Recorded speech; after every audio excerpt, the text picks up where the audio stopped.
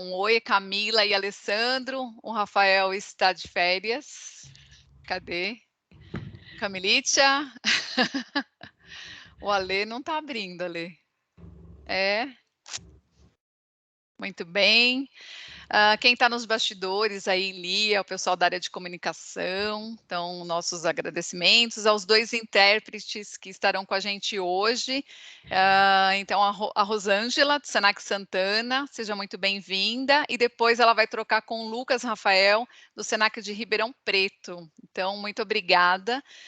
Só lembrando que as perguntas podem ser feitas pelo chat, então, a Camila e o Alê vão fazer a seleção. A gente vai gravar, né, Lia?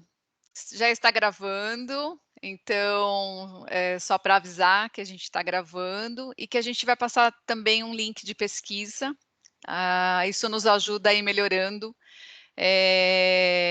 enfim, com os feedbacks, então, para a gente é bem importante.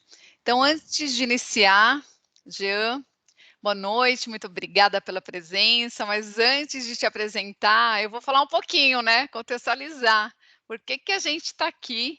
É importante porque o Senac São Paulo já participa, né, da Semana Global de Empreendedorismo desde que foi criada há 14 anos, então, o Senac também já ganhou prêmios, inclusive, por ter bastante atividades, né, como educação empreendedora. Mas é importante falar que a Semana Global ela está na sua 14ª edição e reúne mais de 170 países para debater, né, a importância do tema de desenvolvimento econômico e social.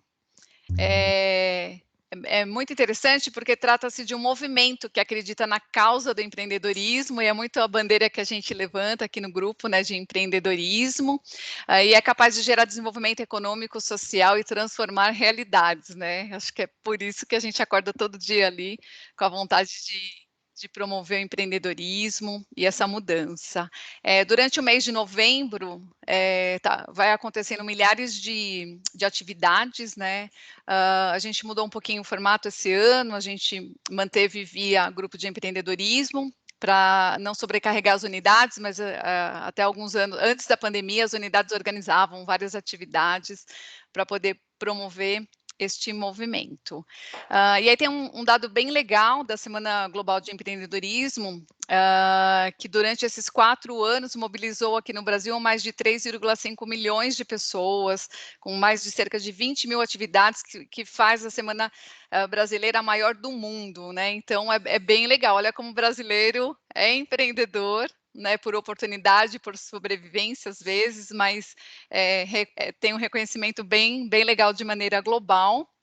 E o Senac São Paulo, ele participa dessa semana, né, no período, começando hoje, né, dia 9, mas a Global começou ontem, a gente teve abertura, mas no Senac São Paulo a gente tem esse período de 8 a 12 de novembro, então mais para o finalzinho eu falo para vocês, né, a próxima atividade.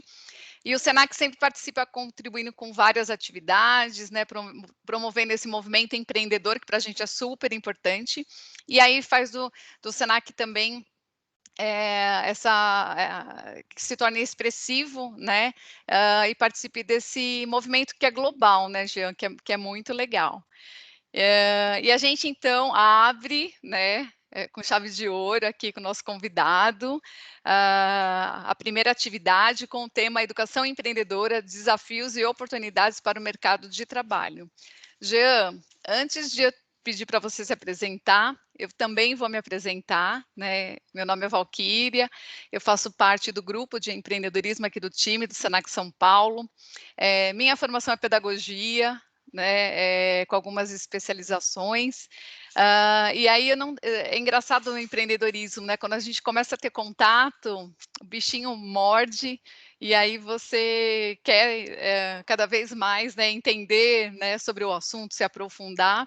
Então foi nesse movimento dentro do próprio Senac, eu já trabalho alguns anos aqui dentro, né, e descobri, né, o que é esse tal do empreendedorismo, educação empreendedora, me apaixonei, porque eu acredito que essa educação transforma, né, e a educação empreendedora transforma esse país, é uma grande oportunidade que a gente leva para os jovens. O Senac São Paulo tem várias ações, né, que contribuem para esse desenvolvimento. Então, assim, a gente se sente feliz, né, um presente ter isso aqui dentro, e é muito gratificante.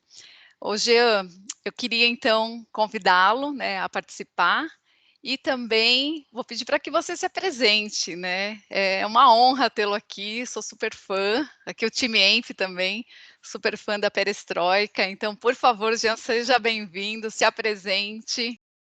Obrigado, Val. Que prazer estar aqui. Super feliz em estar participando desse bate-papo de um assunto que é um assunto que também me enche de prazer, de orgulho e de paixão. E então fico super feliz pelo convite. Então, me apresentando, né? Tentando ser um pouco breve. É, eu costumo brincar que quando eu começo minhas aulas, as palestras, workshops, é, não tem como eu fazer nada diferente do que falar que hoje, depois de 1 ano e alguns dias, eu sou o pai do Benjamin. Essa é a minha é, é o meu grande título, né? Então, antes de tudo, eu sou o pai do Benjamin, uma pessoa apaixonada pela vida, que se descobriu há um pouco mais de 10 anos com o assunto educação, vendo isso como uma grande paixão. Aquele mesmo discurso do Steve Jobs, né? Quando a gente vai olhando para trás, a gente vai conectando os pontos. E aí eu fui ver, claro, que minha mãe é professora, meu pai seguiu a carreira acadêmica também, é engenheiro agrônomo, mas foi fazer um doutorado. Então, como é bonito trabalhar com educação, e nesse caso, aliada a empreendedorismo, né? Porque eu também sou empreendedor, antes de ser educador, né? Então, me tornar educador. Então, sou uma pessoa que gosta muito do que faz com muita paixão e tem essa vontade de viver, assim, é uma coisa que me move muito, apaixonado por esportes, por movimento, por conhecer pessoas, por me conectar e por ajudar de alguma forma, né, talvez inspirando, talvez às vezes mostrando caminhos, as pessoas a se tornarem agentes de mudança das suas próprias vidas. Acredito muito nesse poder do indivíduo para criar micro-revoluções, e a partir das micro-revoluções a gente tem grandes transformações e tem que começar de dentro para fora. Então, agora, essa foi a apresentação mais romântica, né? Operacional, né? Sou formado em publicidade e propaganda pela SPM. Depois eu fui estudar na Chaos Pilot, que é uma universidade, fica na Dinamarca, onde eu participei de um curso chamado How to Create Learning Spaces, né? Então, como criar espaços de aprendizagem. Foi uma experiência incrível, éramos 20 professores e professoras de 12 nacionalidades diferentes, onde tive o prazer de ser o primeiro brasileiro a participar, e foi uma experiência incrível que durante todo o curso nós estávamos lá compartilhando novas formas de ensinar, novas formas de aprender. Isso foi muito rico e trouxe uma visão muito diferente do modelo educacional, que me ajudou a construir a forma como eu enxergo a educação, a forma como eu faço educação e como, consequentemente, a perestroika faz. Então, é uma lógica não tradicional, mas que busca muito essa experiência, né? Transformar o ambiente educacional em uma experiência, né? Uma aprendizagem de ser leve, ser divertida, ser prazerosa, muito diferente do que a gente está acostumado nos moldes da educação tradicional. Então, esse sou eu. Muito prazer, gente. Obrigado pelo convite. Muito inspirador, né, Jean? E é engraçado quando a gente se apresenta, na verdade, né? A gente é uma pessoa só, né? Tanto pessoal como profissional. Tem toda essa integridade, então é difícil separar, né? Às vezes as pessoas falam, esse profissional é de um jeito, né? O pessoal de outro. Não existe isso, é tudo junto e misturado. Então, isso você traz bastante na fala, eu também acredito. E a gente tem, né, como pessoa, acaba levando tudo isso para a vida profissional e pessoal. Então seja muito bem-vindo. Tem umas perguntinhas aqui, né? O pessoal também fica super à vontade para fazer pergunta no chat, mas eu gostaria de começar conversando contigo para entender, até uma curiosidade mesmo, né, de como nasceu a perestroika e se ela já nasceu, quando nasceu já foi pensada, né, com esse propósito que ela é hoje. Então, eu queria que você contasse um pouquinho para a gente. Claro, claro, claro, com o maior prazer. Bom, eu queria avisar que eu não estou conseguindo ver o chat, tá, gente? Eu adoro ficar acompanhando, por algum motivo ele bloqueou, mas por favor, não deixem de fazer perguntas, de interagir, porque eu tenho certeza que a Val e todo o time vai nos ajudar e vai trazer. Acho que é muito importante que a gente entenda que isso não é uma via de mão dupla nesse caso, né? Porque estamos nós dois trocando e é super importante para que a riqueza dessa conversa seja maior se todos se sentirem confortáveis e convidados e convidadas para participarem junto, né? Então, por favor, participem. Apesar de eu não conseguir ver, eu tenho certeza que a gente vai conseguir responder todas as questões. Estamos Bom, olhando por aqui. legal, Tranquilo. legal, tamo junto. Então, a perestroika surgiu, isso é uma coisa interessante até, porque eu tô praticamente, eu não sou sócio fundador da perestroika, né? E as pessoas falam, Jean, mas você já tá lá desde o início. Eu falei, tô, mas eu não tava lá no dia 1, mas obviamente a história tá muito presente porque a gente foi construindo, né? Mas ela surgiu muito na visão do meu sócio na época, para empreender. E tem tudo a ver com o que a gente vai falar, né? Porque, na verdade, a perestroika não surgiu para ser uma escola, ela surgiu para ser um projeto de empreendedorismo, né? E era assim, poderia ser qualquer coisa, e aí, na época, foi pensado em fazer uma teleentrega de pão, né? Fazer uma padaria express, aí fazer uma agência de viagem para terceira idade, até que todas essas ideias não faziam sentido, porque teriam que ter especialistas naquelas áreas, né? Então, o que se pensou foi, bom, mas o que a gente pode fazer onde nós somos os especialistas, né?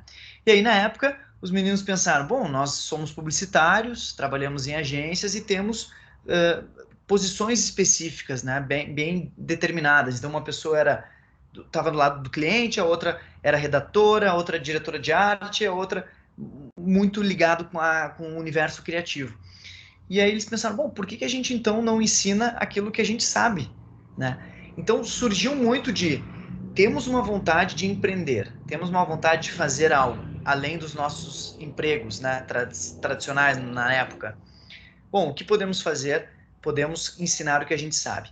E é curioso isso também, porque na época a ideia de criar um curso, né, que o curso a perestroika nasceu para ser um curso, esse curso virou uma escola, que é o que a gente ainda é, né? Então essa lógica foi isso, né? Se nós ensinarmos pessoas que trabalham na nossa área a serem profissionais melhores, a gente vai estar automaticamente ajudando essas pessoas e também nos ajudando. Por quê? Porque a gente vai estar capacitando uma mão de obra que pode vir a ser uma mão de obra que trabalhe com a gente, porque na época também se via um gap muito grande entre o que a universidade de comunicação ensinava, ainda se vê, e o que de fato o mercado exigia. Né? Então as pessoas entravam nos seus estágios para trabalhar numa agência, ou durante a faculdade, ou logo depois de se formar, e elas não eram ensinadas a de fato o que acontecia na vida real, né, dentro de uma agência. E isso causava um problema para as duas partes, né? Para aquela pessoa que estava entrando no mercado de trabalho, que achava que estava pronta, e para quem estava contratando, que pensava estar contratando uma pessoa mais pronta para aquilo, quando na verdade tinha que fazer um trabalho de construção de como de fato as coisas aconteciam. Então, essa foi a forma como surgiu, né? Então, teve primeiro empreendedorismo, e depois disso abriu-se o caminho da educação, o que é muito legal, né, de enxergar, porque hoje em dia, né, Val, quando a gente olha hoje, a gente tem aí centenas de iniciativas educacionais, né? Então dizer que trabalha com educação até virou quase cool, né? Mas há 15 anos atrás eu me lembro de encontrar amigos do meu pai, por exemplo, e quando eu dizia que eu trabalhava com educação ou que eu era professor, parecia até ser uma coisa assim, mas ai, coitado do seu filho, né? Não teve sucesso na vida, né? Teve que virar professor. E aquilo era tão, assim, me dava uma sensação muito dupla, assim, né? Do tipo, pô, será que eu defendo isso ou não, vou deixar o tempo, né? Deixa o tempo defender, mas ao mesmo tempo tinha uma vontade de valorizar aquilo, né? Olha o quanto isso é legal, olha o quanto isso é importante. Então, há 15 anos atrás, dizer que éramos uma escola era uma coisa que as pessoas não entendiam, né? As pessoas diziam, mas perestroika é o quê, hein? Ela é um curso, mas daí ela é uma agência, né? O senso comum tentava categorizar o que nós fazíamos muito no viés comunicação, publicidade. E aí, eu já fazendo parte daquele ecossistema, era muito claro o nosso posicionamento. Nós queríamos que as pessoas, primeiro, não entendessem muito bem o que a gente fazia. E depois, que elas nos desassociassem de publicidade e propaganda. E nesse momento a gente começou a entender que a educação era algo que permeava tudo, né? Era algo que estava presente em tudo. Então, nós não necessariamente precisávamos dominar o assunto que nós gostaríamos de falar, mas nós tínhamos que ter algo que fazia com que aquele assunto tivesse uma forma. E aí nasceu a nossa metodologia. Então hoje, que nós depois abrimos ela open source, mas talvez a gente vá falar mais sobre isso, mas surgiu desse lugar, né, de uma vontade de empreender. A partir dessa vontade, abriu-se o caminho e descobriu-se, né, uma grande possibilidade de usar a criatividade ao invés de fazer anúncios ou campanhas publicitárias para transformar a forma como a gente aprende, como a gente ensina. E aí depois, como você mesmo disse, depois que a gente é picado por esse bichinho, tanto do empreendedorismo quanto da educação, é difícil a gente mudar, né?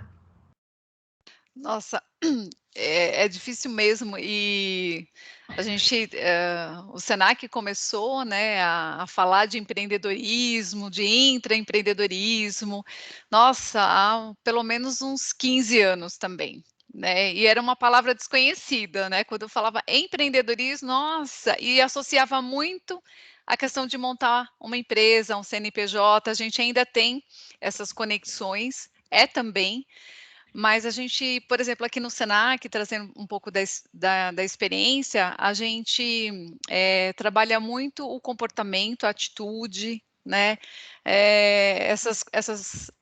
Esse comportamento empreendedor, que ele serve para dentro ou para fora, junto à educação, né? Então, sempre nos processos que a gente, nos projetos que a gente engaja, principalmente os alunos, na própria formação docente, a gente traz de alguma forma, né, esses comportamentos em educação, né? Então, ensina, né, a gente tenta ensinar o aluno a se despertar pelo gosto, né, de empreender ou criar oportunidades, e é uma escolha muito do aluno, né, ou de quem participa acho que está muito mais no processo essa riqueza, né, então a educação ela vem com essa questão fundamental, né, extremamente importante, aí junta, né, educação empreendedora, e dá um match, assim, que você fala: "Uau", né, é uma fórmula para poder transformar, de alguma forma, esse país, né. Eu acredito muito, né, nesse processo de transformação, e a gente vem trazendo cada vez mais forte e criando essas oportunidades. E acho que aí cria essa autonomia para falar: "Putz, eu quero, não, eu não quero. Ah, então eu vou ser um intraempreendedor, né, o que que é isso?". E aí, ele pode também fazer isso dentro da empresa, né. A gente tem isso forte nas marcas do Senac São Paulo, então um dos valores da marca é a atitude empreendedora, e a gente tenta trazer sempre de forma muito prática, né, como é que eu faço isso? E a gente tem cases incríveis, assim, né, de pessoas que nunca imaginou. Fala: "Nossa, eu não quero montar empresa, ai que saco". A gente sabe o quanto é difícil, né, não dá para ser, romântico, né.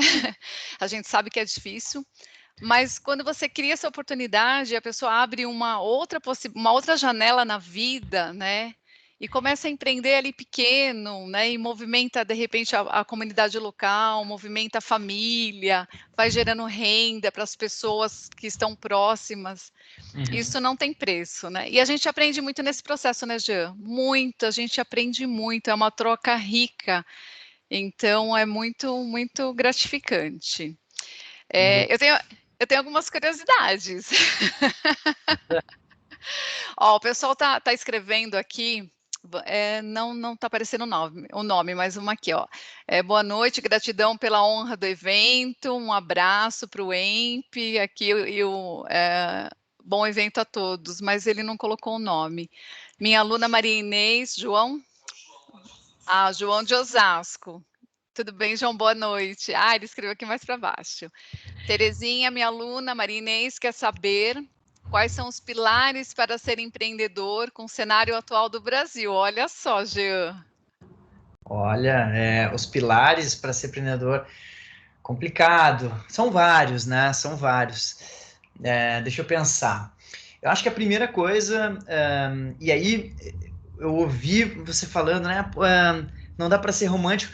Eu acho que tem que ser romântico, mas tem que ser um romântico fazedor, né? Ou uma romântica fazedora.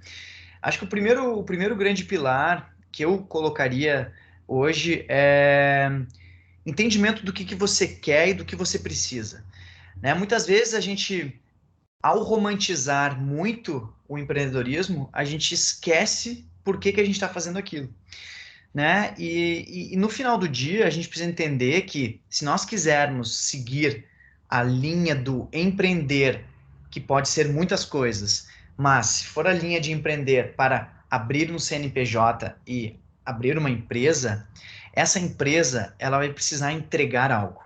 Seja um produto, seja um serviço, seja uma experiência, seja qualquer coisa. Esse entregar algo tem que ser algo que você precisa saber por que você está criando aquilo para entregar aquilo. E por que você, né? Porque muitas vezes também a gente olha para as oportunidades do cenário e aí fala assim, eu vou empreender nessa oportunidade. Muita gente consegue, né, dar certo, mas geralmente isso não faz com que a gente tenha atração para ou enfrentar as várias dificuldades que são as dificuldades que acontecem quando a gente empreende, ou ela não dura muito tempo, porque a oportunidade ela é fugaz, né? Ela é algo que é uma oportunidade que acontece agora, mas que talvez no próximo cenário não tenha mais. E aí, se o seu negócio ele só se sustenta a partir de uma oportunidade momentânea, quando acabar aquele momento, o que você vai fazer? E então, eu acho que tem esses dois olhares, né? Existe o olhar do indivíduo de por que eu quero fazer, por que eu, né? O que me faz estar pronto ou pronta para que eu crie uma empresa, sabendo que já existem provavelmente outras fazendo aquilo que eu faço, que eu pretendo fazer. E dois, né? Qual o cenário externo ao qual eu estou mirando para que isso funcione, quais são as oportunidades e se são oportunidades momentâneas, faz sentido eu fazer esse movimento ou não.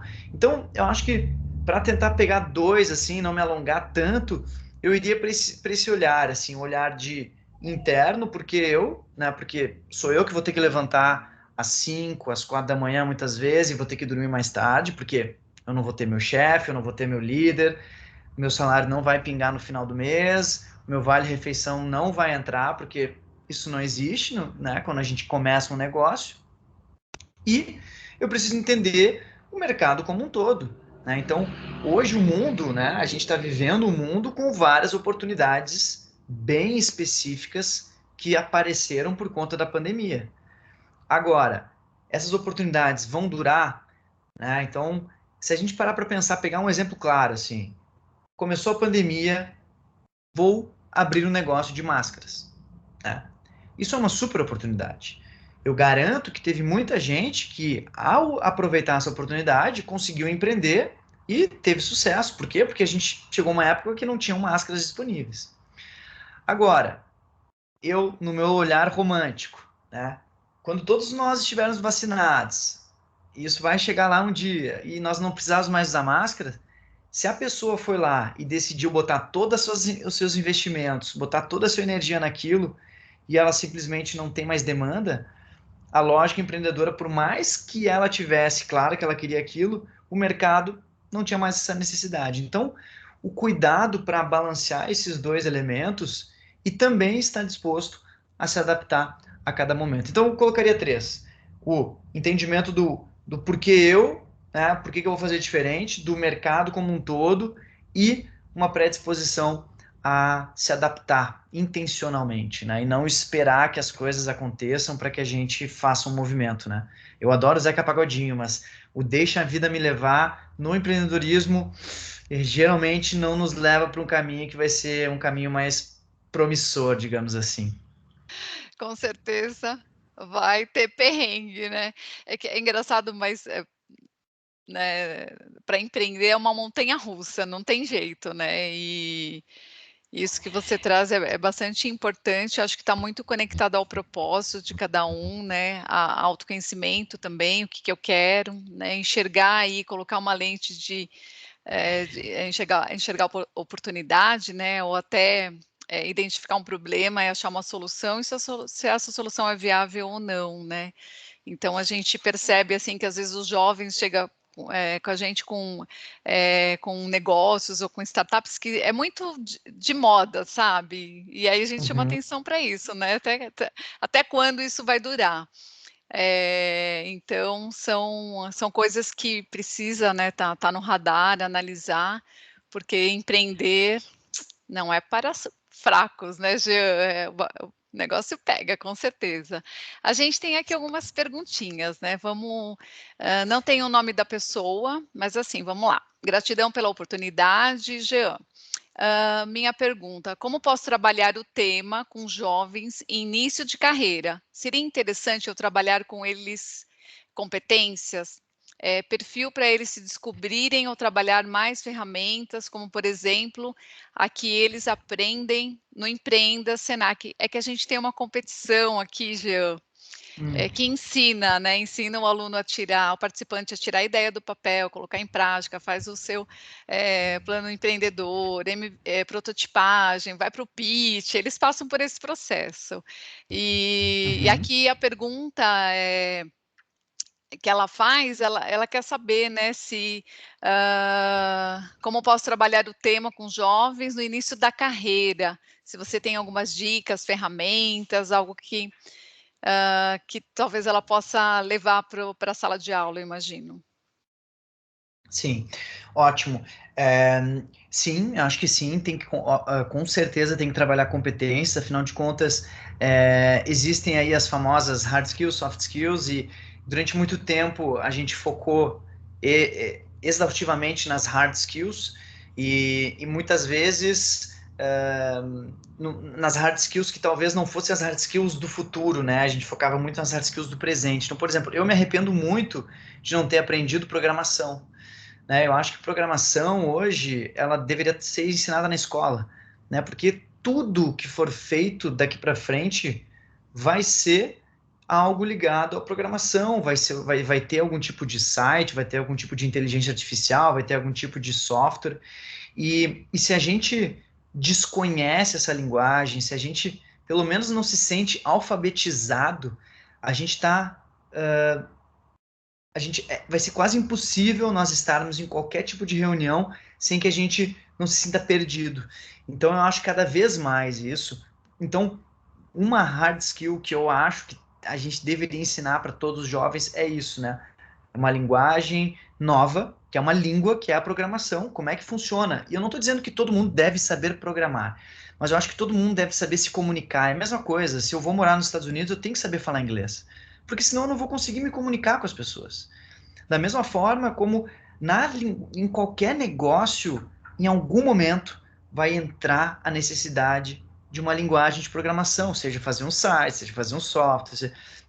Não tem como fugir disso. Tá, Gia, talvez. Todos não, mas 95% vai. 95% vai precisar disso. Então, eu focaria muito nesse olhar que ele aproxima o digital do offline, né? Esse é uma coisa fundamental. E claro, a gente imaginar que a gente vai estar ajudando jovens a empreenderem sem que eles entendam os seus superpoderes, é quase que a gente está empurrando essas pessoas para um mar que elas não sabem nadar. Por quê? Porque a gente precisa disso. Todo mundo tem. E todo mundo tem o seu superpoder. Todo mundo faz alguma coisa melhor do que a maioria das outras pessoas. O grande problema é que, às vezes, aquilo que a gente faz melhor que as outras pessoas não é aquilo que a gente quer fazer pro resto da vida. E aí, das duas, uma. Ou a gente identifica isso como uma oportunidade e começa a construir prazer naquilo, ou a gente identifica aquilo que a gente gosta muito e a gente se prepara para que a gente consiga se destacar fazendo aquela atividade. Por exemplo, eu amo surfar, mas eu não tenho habilidade para levar a vida como surfista profissional. Infelizmente, eu adoraria ter. Então é uma grande paixão na minha vida. Só que hoje, ao invés de eu ganhar dinheiro surfando, eu gasto dinheiro surfando, né? Porque eu tenho que comprar prancha, eu tenho que comprar um equipamento, eu tenho que pagar as viagens para ir surfar.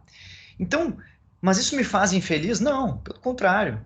Eu encontro uma forma de, ao desenvolver uma habilidade que é uma habilidade que eu acabei desenvolvendo, que é de trabalhar com educação, de construir raciocínios, de falar e compartilhar isso para as pessoas, isso me proporciona fazer com que a paixão, que eu não tenho habilidade, que eu não tenho capacidade de fazer acima da média para viver disso, me proporciona ainda assim fazer. Então, eu acho que tem que ter esse balanço, né? A gente não pode. Eu entendo o romantismo de siga sua paixão, mas siga sua paixão desde que você consiga entregar algo nessa sua paixão acima da média. Porque senão você provavelmente não vai conseguir se destacar. Então, eu acho que é balancear nessa construção.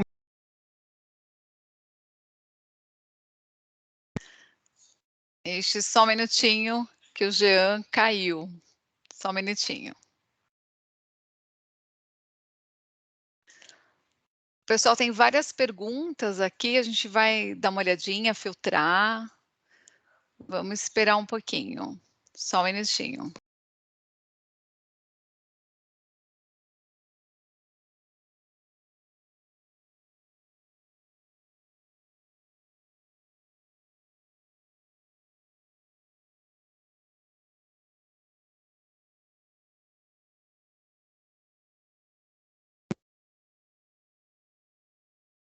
Oi, gente, eu tô aqui. Ô, Jean, Por por algum. algum motivo te jogar, você caiu, não? Você consegue abrir a É, câmera? agora sim, mas alguém me bloqueou Ah, de novo. achei que você tinha ido surfar, hein, Jean? Pois é. Não. Estamos te vendo. Se você quiser continuar, eu estava só conversando, tem várias perguntas, mas a gente vai fazer um filtro aqui, e tem algumas que estão bem, algumas questões que são direcionadas mais para a educação empreendedora, que é algo que a gente quer conversar bastante. E o tempo passa super rápido, né? E tem algumas questões aqui com foco em educação empreendedora, mas o pessoal está fazendo aqui uma checagem. Você quer continuar? Quer que a gente parta para Onde é que eu caí, só para eu saber? Então, você estava falando de ter essas soft skills, hard skills, e que é importante, né, para o novo mercado de trabalho, enfim. Mas como interrompeu aí um raciocínio, acho que a gente podia puxar uma outra questão e Tá bem, continuar aí o nosso bate-papo. Nada de cair, hein, Jean? que manda. Não, eu estava aqui o tempo todo, eu estava ouvindo vocês, inclusive. Tá. Mas, de novo, foi bloqueado o meu microfone e minha câmera. Tá, muito bom. Ô, Jean, eu queria entender um pouquinho, né, a perestroika, ela se tornou aí uma escola de referência, né, uma escola criativa. E é uma curiosidade, né, como é que é a seleção das pessoas que fazem parte desse time que estão com vocês? Se passa por alguma formação específica? Se tem um perfil diferenciado, que a gente tem muitas perguntas, né, que falam de novo modelo de mercado, perfil diferenciado. Isso, acontece na perestroika ou não?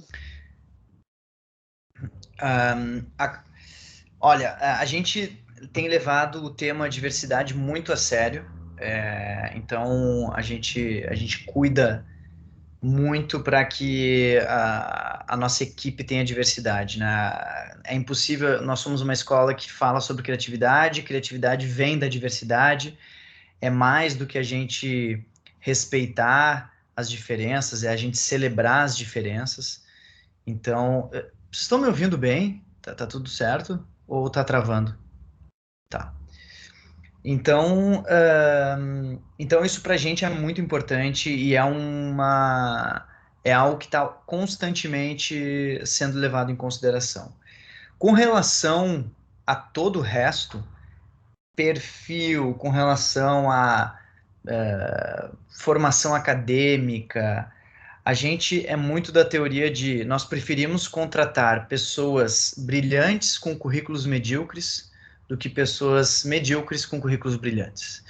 Isso sempre foi uma verdade absoluta. Então, se a pessoa não fez faculdade, mas ela tem muita vontade e ela chega até a gente de alguma forma que nos chama a atenção, a gente não vai olhar para onde ela estudou, que curso ela fez. A gente acredita muito nessa predisposição a aprender, né? Seria quase anacrônico a gente achar que as pessoas que querem trabalhar numa escola precisam ter algum tipo de formação específica, pensando especificamente na perestroika por ser uma escola livre, né? Então, e claro, existem diversos papéis dentro desse ecossistema. Então, a gente acredita muito nesse poder do vai lá e faz, né?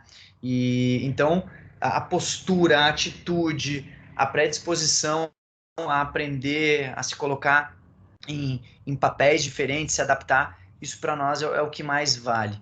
Obviamente, se a gente tem uma questão específica, né? Queremos desenvolver o app da perestroika. Bom, aí a gente não vai contratar uma pessoa que trabalhou como cozinheiro na Austrália, porque a gente sabe que ela não vai conseguir nos ajudar a fazer o app, né? Então, claro, questões específicas, obviamente, conhecimentos técnicos que tenham fit com essa necessidade específica. Mas, como o nosso ecossistema ele é muito amplo em termos de possibilidades, a gente, inclusive, para fazer parte do time que está full time, ao invés de, por exemplo, a gente, nesse caso, contrataria muito mais uma empresa terceirizada para fazer o nosso app, mas o nosso time de pessoas que estão fixas, elas têm que ser multitarefas, né? Elas têm que transitar dentro desse universo de uma hora está fazendo uma coisa, depois fazendo outra. Inclusive, Val, tem uma curiosidade que todo mundo que trabalha na perestroika tem o cargo de diretor de whatever, ou diretora de whatever, né? Por que isso? Porque diretor ou diretora, porque a gente dá autonomia para as pessoas. Então, elas conseguem, ao entrar no ecossistema, se sentir empoderadas e têm autonomia para tomar decisões. E whatever, porque pode ser fazer qualquer coisa. Né? De fato, pode ser fazer qualquer coisa. Então, da mesma forma como eu, que sou sócio, professor, quando a gente ainda tinha as nossas sedes, né? Aulas presenciais, saudades, mas assim como eu ia, organizava a sala, arrumava as cadeiras, e se tinha que trocar o lixo do banheiro, eu trocava, todas as pessoas do ecossistema têm que se sentir entendendo que elas estão lá e elas precisam fazer o ecossistema acontecer. Então, é legal isso porque mostra muito que, não, essa não é minha posição, isso não é o meu papel. Olha, diretor de whatever entra no modo gincana e a gente faz as coisas acontecerem como um time. Claro que eu sei que isso nos permite, a partir de um ambiente bem específico, né, de um time também mais enxuto e para uma atividade que ela também é bem específica. Mas o mais importante para nós é essa postura, é o estar disposto a, ou estar disposta a, porque entrou dentro do nosso ecossistema, cara, hoje a gente pode estar fazendo um documentário, amanhã a gente está fazendo um clipe, depois a gente vai criar um canal no YouTube, aí tem uma aula que eu dou fantasiado de princesa e essa pessoa tem que me ajudar na fantasia e ela tem que se fantasiar também, então tudo pode acontecer. Então essa possibilidade de estar aberto a essas possibilidades, essa predisposição, ela é fundamental. Então é muito menos a questão acadêmica e muito mais o quanto eu quero e estou disposto ou disposta a. Excelente, eu concordo contigo em tudo. A gente pratica aqui no pequeno time aqui do EMP, somos em 4, né? E a gente tem as nossas redes internas, e é muito engraçado. E fora isso, a gente tem que ter um ambiente de confiança, né? De diversão, a gente brinca, para poder gerar, né, inovação, para a gente se conectar, para fazer parte, eu acho, principalmente a gente se sentir parte. E ok, né? Tem que. Não importa o que tem para fazer, mas essa predisposição em fazer, ir para ação e querer aprender, isso acho que são elementos fundamentais, eu acho muito importante. Concordo contigo plenamente. Eu queria puxar uma pergunta que tem a ver com um pouco do que você está falando, da questão da diversidade, né?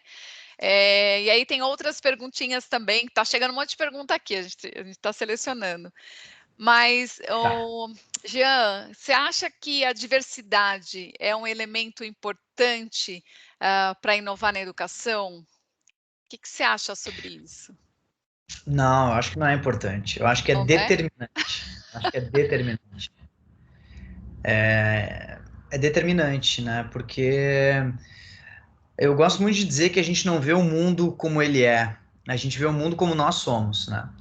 Então, no momento em que a gente parte do mesmo olhar, seja o mesmo olhar de questão social, seja o mesmo olhar de uma questão racial, seja o mesmo olhar de uma questão de orientação sexual, a gente está olhando para o problema, para o desafio, para tudo que a gente tiver que fazer a partir do mesmo lugar.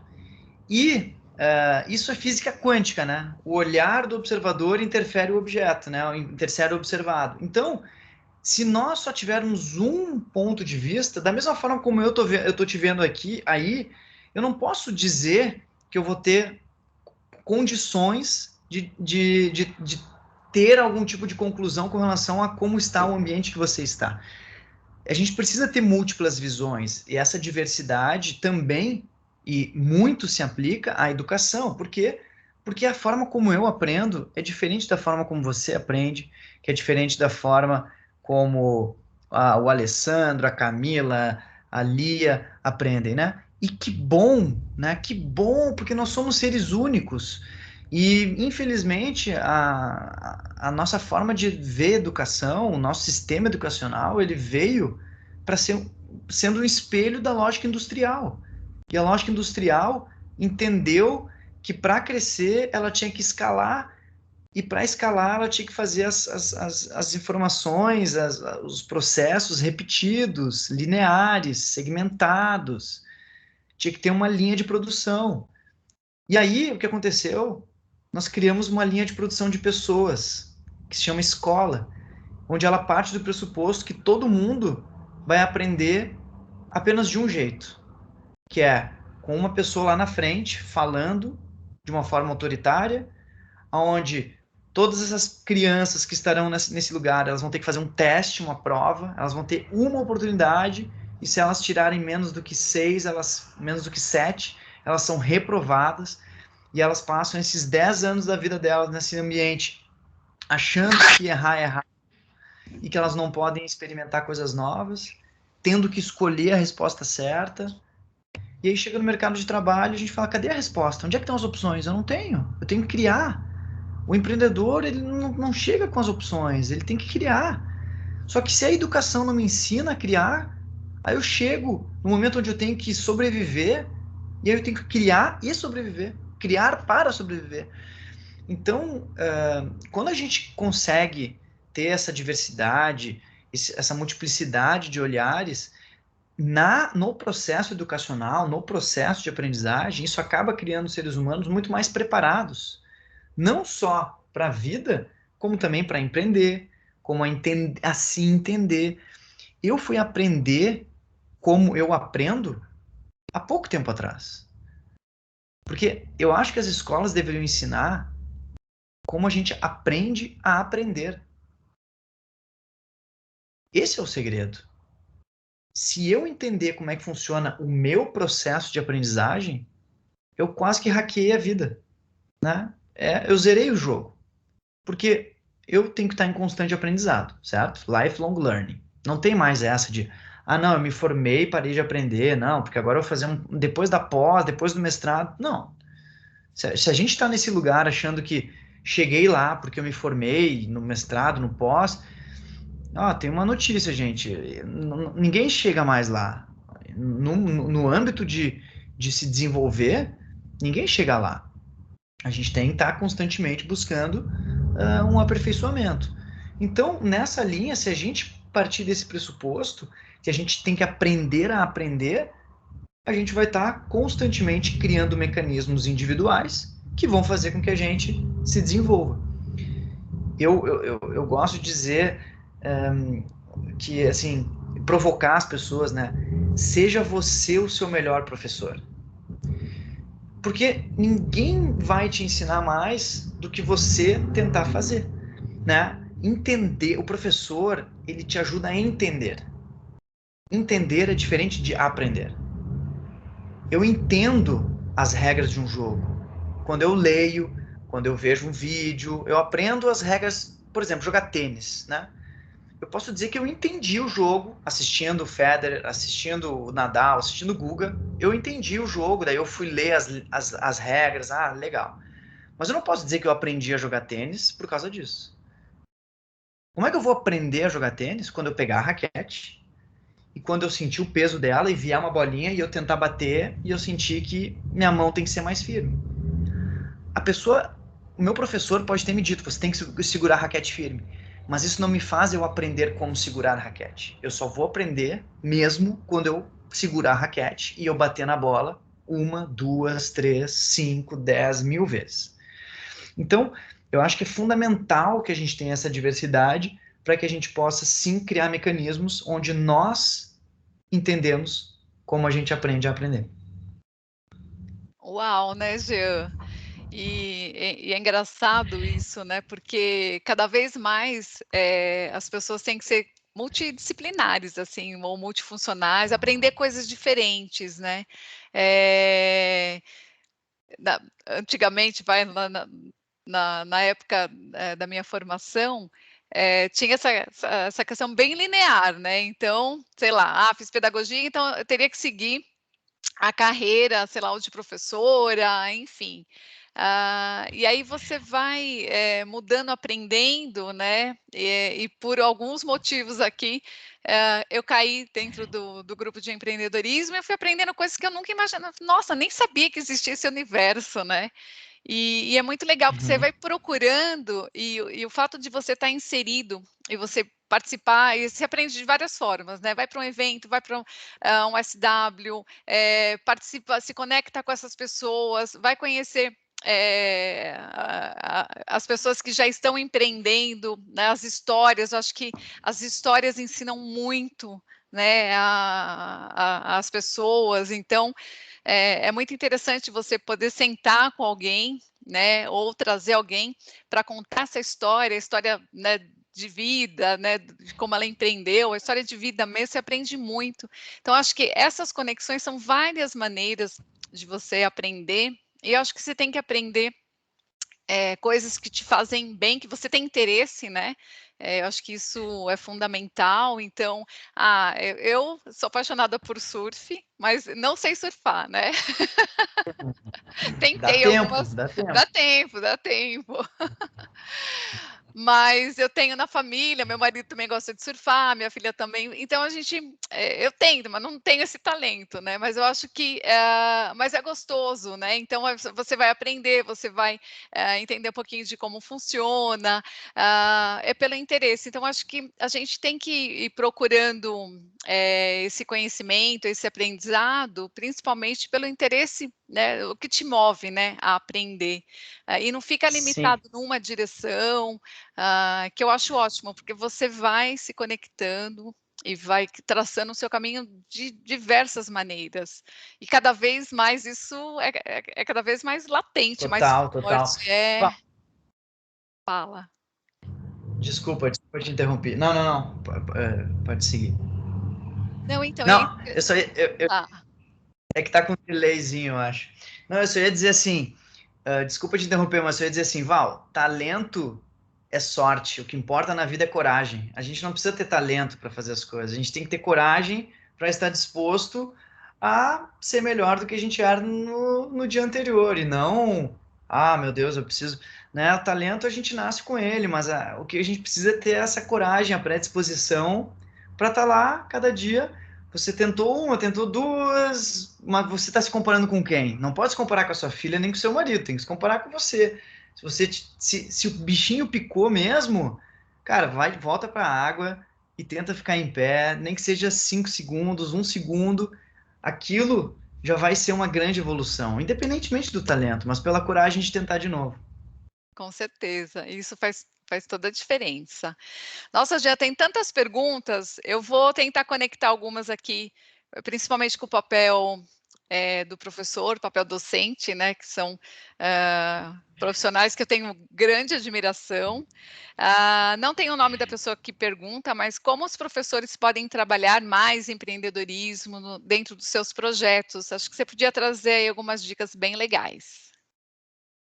Claro, claro, claro. Bom, eu acho assim, eu até me identifiquei muito com a sua fala ali no início da nossa conversa, Val, que você falou, a gente aqui, né, no Senac, a gente fala de empreendedorismo há pelo menos 15 anos, e eu me lembro que quando a gente criou o nosso primeiro curso, chamado Empreendedorismo Criativo, foi em 2010. E eu me lembro de eu pegar uma lista de pessoas, eu morava em Porto Alegre ainda, e eu gerenciava, eu cuidava de alguns cursos, então eu ligava para as pessoas dizendo, olha, eu sou o Jean da Perestroika e a gente está lançando um curso novo, que é um curso de empreendedorismo. E as pessoas, elas falavam no telefone assim, empreender o quê? Sabe assim, tinha essa, era uma temática tão nova mesmo, e ela caiu tanto, né, no uso que parece assim, nossa, o que? Empreendedorismo? Ih, isso aí desde que eu nasci eu conheço, mas não, né? E aí, então acho que a primeira coisa é a gente entender o que que a gente está esperando, né, quando a gente fala empreendedorismo, né? Porque empreender, né, vem lá da palavra entrepreneur, né, em francês, que ela significa várias coisas, mas uma delas é fazer algo, né? Então é por isso que quando a gente fala dentro de empresas, por exemplo, de intraempreendedorismo, isso é uma forma mais clara de falar assim, eu não estou aqui dizendo para as pessoas dentro de uma empresa, vão empreender e saiam desse lugar e vão abrir uma empresa concorrente. Não, empreendam aqui dentro. O que, que é isso? Criem novos departamentos, criem novos produtos, criem qualquer coisa. Façam algo. Então, durante muito tempo, e desde que a perestroika surgiu, a gente tem um mantra, que é o mantra do vai lá e faz.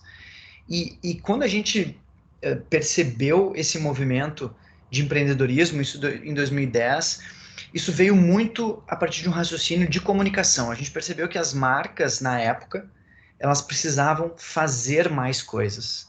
E aí a gente usava o bordão que era, nós precisamos fazer é maior do que dizer. Né? Então, era fazer é maior do que dizer. Isso para as marcas, né? Então, por exemplo, não adianta eu dizer eu amo que eu lavo mais branco. Eu preciso provar que eu lavo mais branco, né? Eu preciso fazer algo para que as pessoas percebam isso. Não adianta mais o discurso, né? As pessoas não compram mais discurso. Isso nos abriu uma visão de, opa, se as pessoas estão identificando que as marcas precisam fazer mais, existe uma postura voltada para a ação que se as marcas começam a fazer e as pessoas valorizam, elas provavelmente estão valorizando mais do que isso. Elas estão valorizando a ação. Então, eu vejo muito que nós precisamos colocar como mote para jovens na linha de empreendedorismo muito mais a atitude, a postura voltada para a ação, do que necessariamente abrir um CNPJ. Porque eu posso empreender sem ter um CNPJ. Por exemplo, eu posso empreender dentro da minha empresa. Eu posso fazer várias coisas hoje. Inclusive, tem um questionamento, né, que assim, o jovem de hoje, ele precisa de emprego ou de trabalho? Que talvez tenham diferenças, né? Porque eu posso não ter nenhum emprego, mas eu posso ter vários trabalhos. E isso é empreender. E aí, o meu CPF vira o meu CNPJ. E aí a gente começa a ver o movimento da gig economy, a gente começa a ver o crescimento exponencial de freelancers. Por quê? Porque essas pessoas são empreendedoras. O freelancer é um empreendedor, porque ele está fazendo algo. Ele está trazendo para o mercado uma solução que até então não existia, que é ele como solução. Né? Então, eu acho que a gente está indo para um caminho muito focado na lógica do eu empresa, que não significa que as empresas vão terminar, mas significa que a postura das pessoas precisa ser de dono. Seja você funcionário, seja você dono ou dona mesmo. Então, não é uma posição hierárquica. Empreendedorismo não é uma posição hierárquica. Não é um crachá empreendedor. Não, não é isso. A lógica, ela está em eu entender que hoje, no mundo de hoje, o código cultural ele é muito mais aberto para as pessoas que estão dispostas a fazer, a encontrar soluções, a trazer novas perspectivas, a colocar ideias em prática. Então, eu iria para essa linha. É muito mais o meio de abrir esse olhar para esse jovem e menos qual empresa você quer abrir. Porque no final do dia, empreender não se limita a abrir uma empresa. Então, eu iria para esse olhar mais macro, para esse convite. E como fazer isso? Criando possibilidades para que os alunos, para que esses jovens, de fato, experimentem coisas. O melhor lugar para a gente experimentar e a gente errar é na escola. É enquanto a gente está aprendendo. Mas a gente parte do pressuposto que se a pessoa erra, ela reprova.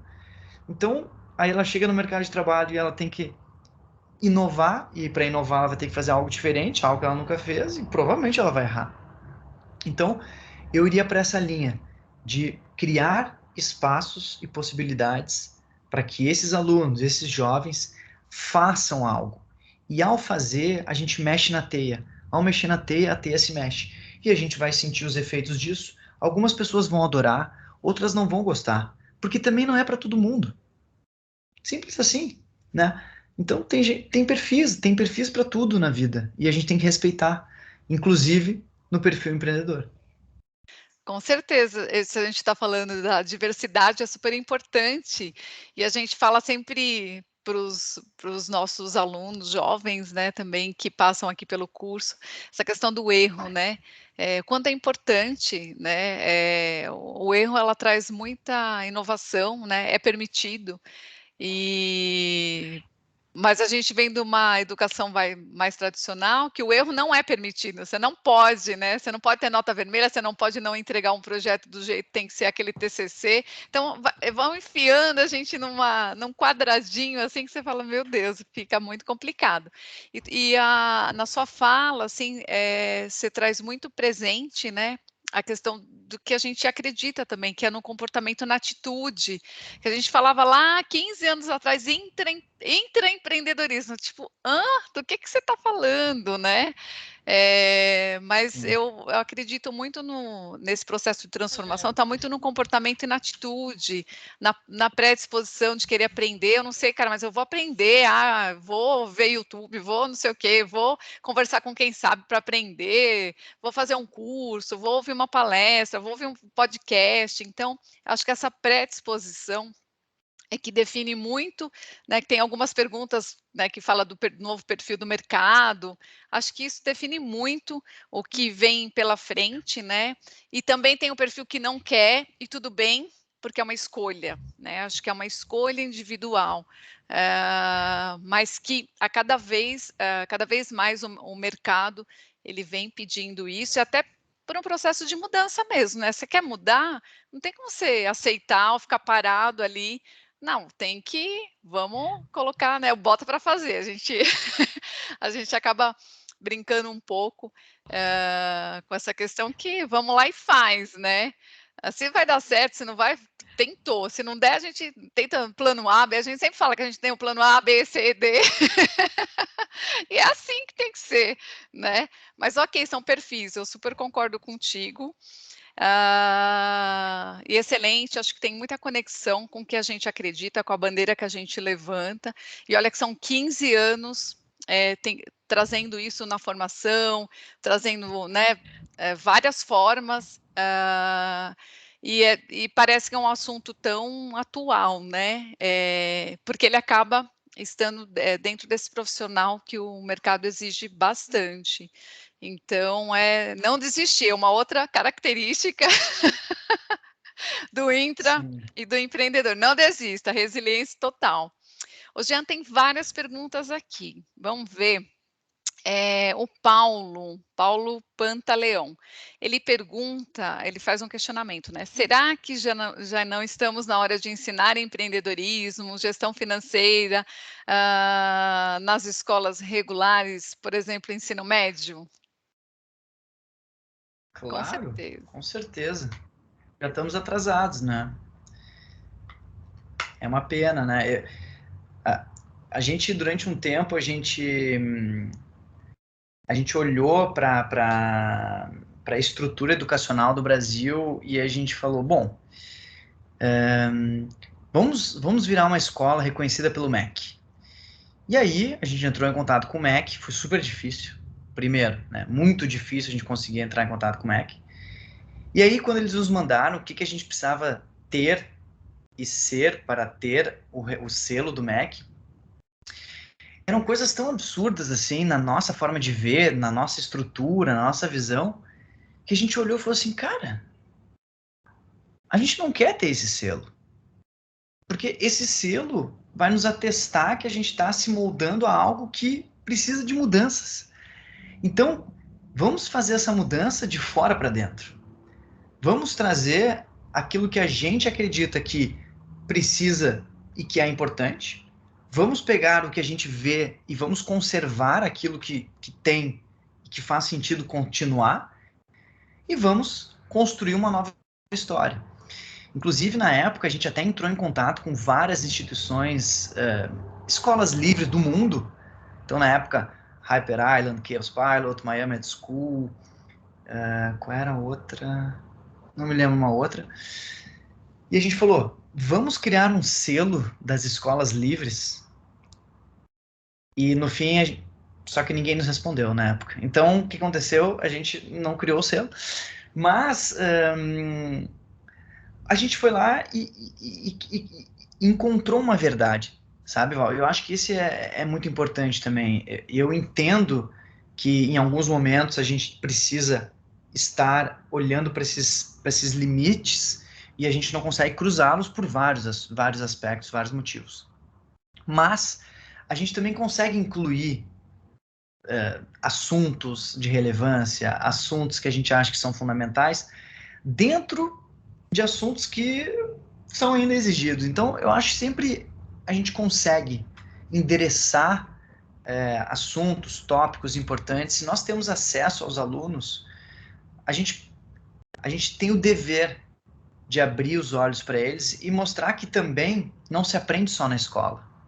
A gente não pode também ter essa postura omissa e dizer, Ah, pois é, mas não tá, né, não tá lá no calendário, não tá lá, a escola não me ensinou. Olha, gente, tem tanta gente autodidata aí. Eu não fui em escola nenhuma para aprender a tocar violão. Eu aprendi a tocar violão com revistinha. Por quê? Porque eu quis aprender aquilo. Então, eu acho que é muito importante a gente e aí volta a postura voltada para a ação. Porque dessa forma, se a gente ensina os nossos alunos, as pessoas que têm a vontade de se desenvolver, que não é o CNPJ, a lógica de empreender ela é fazer algo e que a gente não pode simplesmente aceitar que não nos ensinam educação financeira na escola. Por isso, justifica que eu não entendo nada de educação financeira. Errado. Porque se você colocar no YouTube educação financeira para leigos, você vai ter dezenas de horas gratuitas ensinando sobre educação financeira. Então, eu acho, claro, não substitui e não justifica. Mas também eu acho que não justifica a gente se esconder atrás desse escudo do pois é, mas ninguém me ensinou, né? Não tá lá. Porque a gente não pode mais esperar isso. A gente precisa agir, né? A gente precisa ir em busca. Se a gente percebe que falta, a gente precisa ou entregar.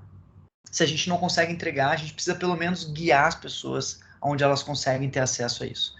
E elas conseguem ter acesso a isso hoje. Essa é a beleza dos tempos atuais, né? A gente pode ver vários problemas nisso, mas também várias oportunidades. O romântico aqui, costuma ver mais oportunidades que problemas. Por quê? Porque é isso, né? A gente nunca teve. Eu só tenho 36 anos, tá? Mas eu tinha que fazer meus trabalhos na escola com a enciclopédia Barça. E que bom, que sorte que eu tinha que meu pai fez um esforço para comprar a enciclopédia Barça, que era onde eu pesquisava as coisas. O meu filho, Benjamin, nem vai saber nem o que é Barça. Por quê? Porque ele hoje, né? Hoje não, porque ele tem 1 ano e alguns dias, mas o, daqui a alguns anos ele vai estar indo em busca das informações que ele quer, né? Meus sobrinhos já vão em busca do que eles querem, porque eles têm acesso, muitas vezes gratuito, né?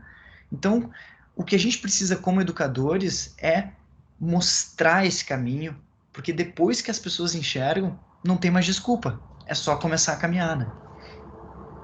Por isso a educação transforma, né? Eu acredito muito nisso, faz todo sentido. E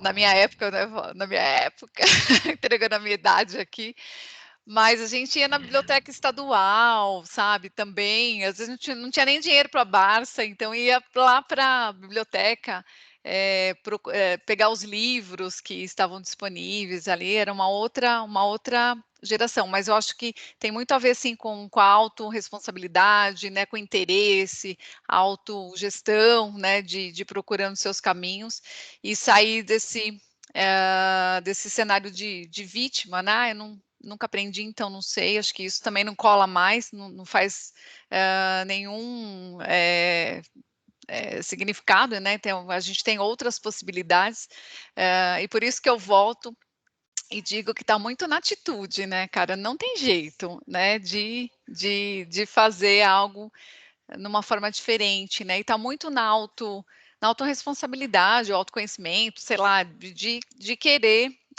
do curioso, eu acho que tem muito essa questão de ser curioso, né, "Ah, eu não sei, mas vou descobrir como faz", e tentar vários caminhos para aprender.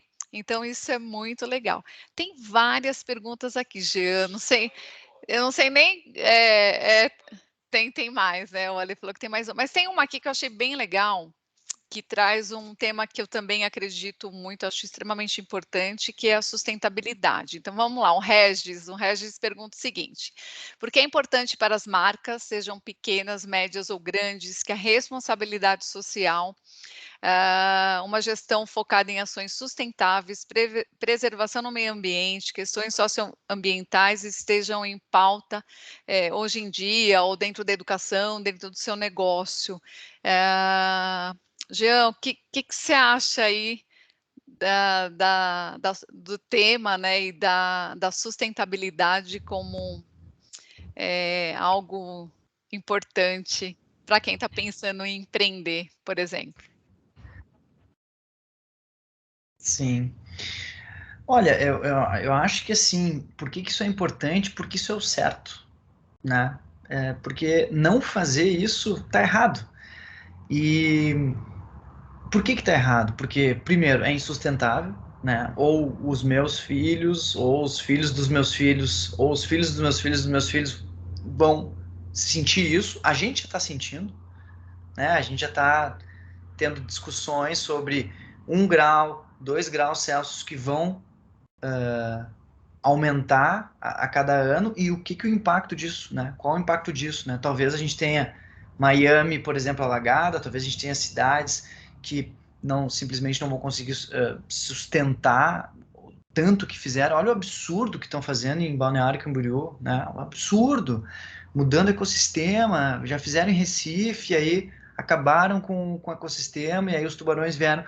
Então, eu acho que assim, essa é uma pauta que ela não deveria nem entrar em discussão, né? Da mesma forma como para você ter um negócio, você tem que ter um CNPJ, a gente está falando bastante disso, você, junto com esse CNPJ, tem que ter o seu termo de responsabilidade social, seja econômica, seja ambiental, precisa ter isso, porque senão vai ser insustentável.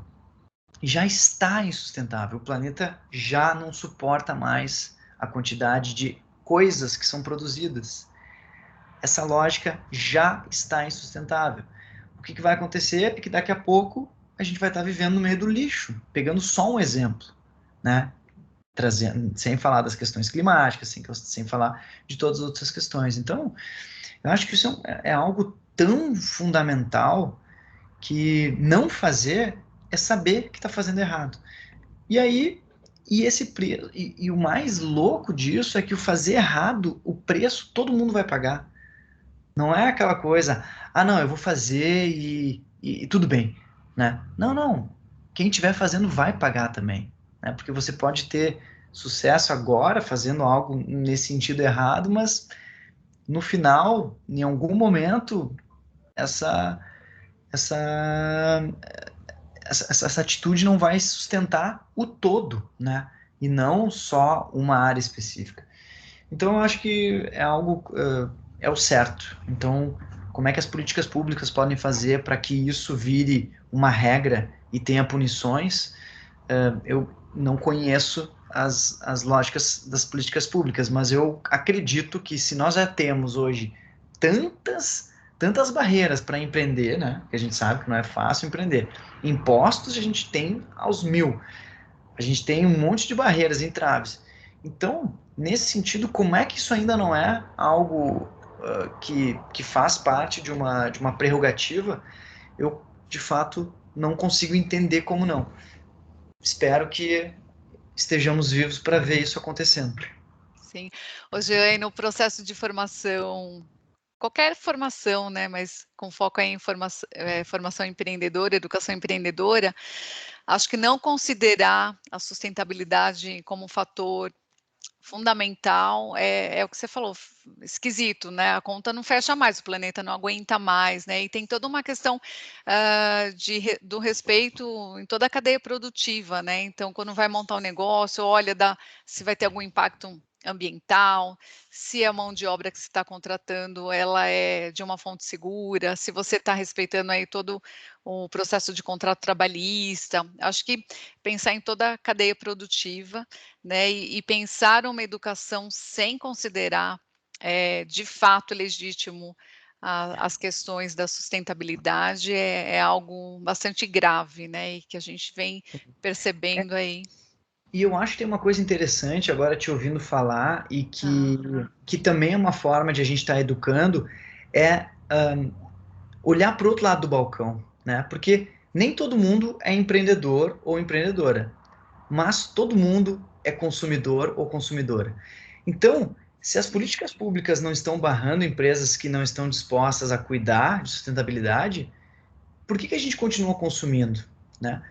E aí, se a gente começa a ter esse olhar crítico como consumidor, do tipo, eu vou ver de onde vem essa matéria-prima, eu vou ver como é que é a lógica e as políticas de trabalho dessa empresa, a gente começa a ser a polícia do bem, né? É a polícia da polícia, né? E se a gente começa como sociedade a ter esse cuidado, a ter esse olhar, ao invés de a gente esperar pelas políticas públicas, a gente vai começar a fazer um movimento onde a gente vai estar fazendo a nossa parte e essa parte, consequentemente, vai estar impactando aquela empresa.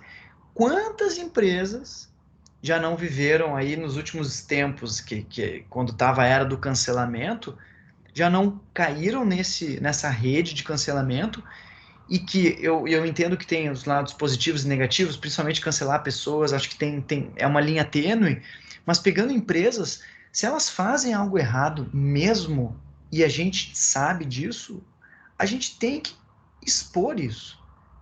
E a gente tem que parar de alimentar isso. Como é que a gente para de alimentar? Parando de consumir. Se a gente para de consumir, aquela empresa sobrevive do consumo. E aí começa a ser um movimento de dentro para fora, né? Ela é obrigada a transformar a sua forma de fazer para sobreviver, para a sua própria sobrevivência. E aí ela vai mudar. Aí ela muda. Com certeza. Sejamos, né, esse agente de transformação. A Camila, que trabalha aqui no time, ela sempre traz uma reflexão bem legal, né? Que ela fala que o conselho é bom, mas o exemplo arrasta. Então, a gente tem que ser sempre o exemplo do que a gente prega, do que a gente coloca, né? Então, isso é extremamente importante. Já tem perguntinhas aqui para você. A Luciana, ela fala o seguinte: Jean, nos conte como foi seu contato com a educação empreendedora nas escolas em que estudou lá no exterior. Como se ensina empreendedorismo lá fora? Que exemplo você traz de lá e que podem ser aplicados na educação empreendedora do Brasil? Acho que o Brasil tem muito exemplo legal também, mas é importante trazer essa referência externa. Legal, legal. Então, quem é que fez essa pergunta? A Luciana. Luciana, obrigado pela pergunta, Luciana. Eu não tive contato direto com educação empreendedora, acho que isso é importante, né? Não era esse o mote, né? Era assim, o curso que eu fui fazer era como criar espaços de aprendizagem. Então, o que, claro, quando a gente convive com professores de diversas nacionalidades, a gente acaba identificando uma postura para fazer diferente, né? E se a gente entende que empreender é fazer algo, né? Todo professor é um empreendedor porque ele está ajudando as pessoas a se tornarem pessoas diferentes, pessoas melhores, pessoas mais preparadas para o mundo. Então, eu não tenho nada específico para compartilhar dessa experiência no exterior para a educação empreendedora, como se isso fosse algo que eu tivesse ido para aprender, né? Mas, para mim, dessa experiência que eu consigo conectar e que acho que pode servir como um exemplo que pode inspirar, foi muito uma aprendizagem a partir de metáforas. E uma cena, para mim, ela é muito. Ela me lembra, ela foi marcante para mim, é que nós estávamos lá onde nós recebemos todos os professores lá, alunos, né? Alunos, que no caso eram professores, recebemos um ioiô cada um.